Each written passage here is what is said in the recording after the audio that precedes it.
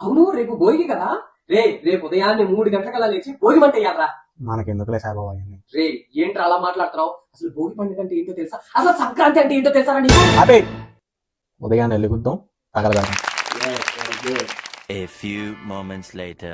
రే గుర్తుందిగా, రేపు 3 గంటలకి లెగవలేదనుకో చంపేస్తా. అడిగా Next day morning. సాయిబాబా మూడైంది. అప్పుడే 3 అయిందా? 3:30కి లెగుద్దాం. అరగంట తర్వాత. సాయిబాబా 3:30 అయింది సాయిబాబా. అదే సాయిబాబా కాసేపు లెగుద్దాం, కాసేపు. ఇంకో అరగంట తర్వాత. సాయిబాబా 4 అయింది ఇంకా. ఓ, లెగం బా. A few moments later.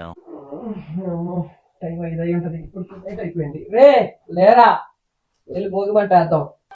ఏమంట ఒకసారి టైం చూడు. ఇదేంటి టైం అంటాడు? 11 అయిందా? అంటే భోగి పండుగ అయిపోయినట్టేగా. సర్లే పడుకుందాం.